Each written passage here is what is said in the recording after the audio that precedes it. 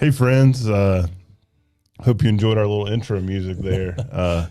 It's Sufjan Stevens' version of a Coventry Carol. You can look that up on Spotify or Apple Music or wherever you get music. But, Rob, we're here for a sermon preview and maybe just a little more information, talking about all of our services coming up over the next week. Yeah, wow.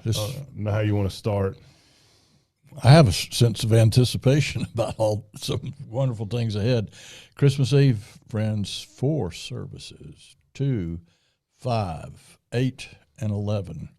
The 8 and 11 will be with communion, and all the services will be candlelight, right? The 2 o'clock service is a very family, child-friendly service, and, of course, lessons and carols with our brass choir at 5 o'clock. Yep. And for our 5 o'clock and 8 o'clock services, we'll have childcare. Yep. For our 2 o'clock services, we encourage all ages to come be a part of that service. All kids of all ages will be able to participate, and we want them in that service. It really is tailored for our families. Although everybody's invited, it's a wonderful service. We do lessons and carols. Oftentimes at the 2 o'clock service, a lot of children and families bring the bear closet gifts. Yeah, so each of our services will be able to bring, but during the 2 o'clock service in particular, during the We Three Kings song, we march those to the front to the altar. And I think we're doing socks this year. All that information's in the bulletins. And folks, we're going to be fully open on Christmas Sunday. We are 2 services, right. 8:45 and 10:55 like normal, and our good friend, so Corey will be on the organ like always, leading our hymns and our preludes and postludes, and then our good friend Jane Kramer will be back with us. Wonderful folk artist on Christmas Day for our anthem and our offertory slot. And I think children, we're going to invite, if children would like to come in their PJs and robes, it can be a little different. Yeah, kids wear your pajamas, don't feel like you got to get dressed up. Just saw from Patrick, he might be in his pajamas. I might wear an ugly sweater. Who knows? You never know what might happen. It's Christmas Sunday. That happens once every 7 years. I mean, that's right. So it's pretty exciting. Speaking of Jane Kramer, one service we want to highlight that's coming up this Sunday night at 7 p.m. at Hawk Creek Commons, where our East Campus will be launching, is a Blue Christmas service. Rob, what's a Blue Christmas service? People have been asking.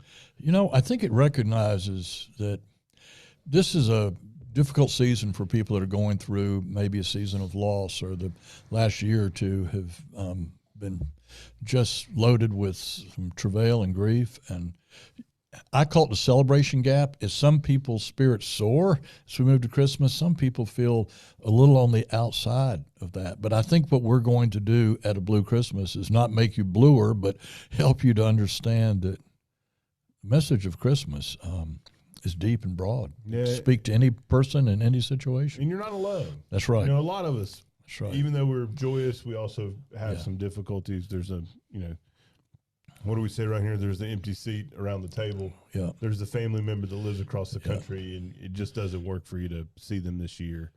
So that'll be a time. That'll be 7 p.m., 315 Old Hawk Creek Road at Hawk Creek Commons, where our East Campus will be planted. Yeah. And Jane Kramer, like we said, will be leading our music for that service that night. So, Rob, this week's Advent 4. I know.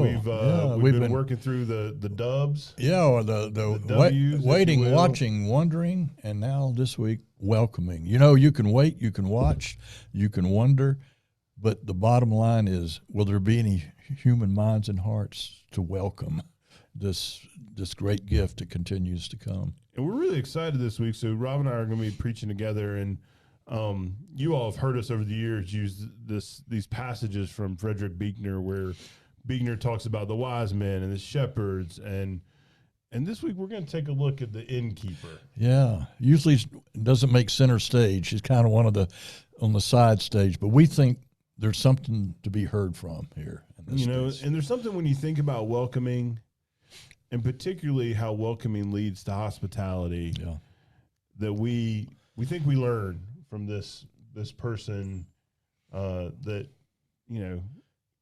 we see in the story, so to speak. I think there will be a couple of surprises for people. I think so too. And this, you're going to hear a couple of things. You say, really? Yeah.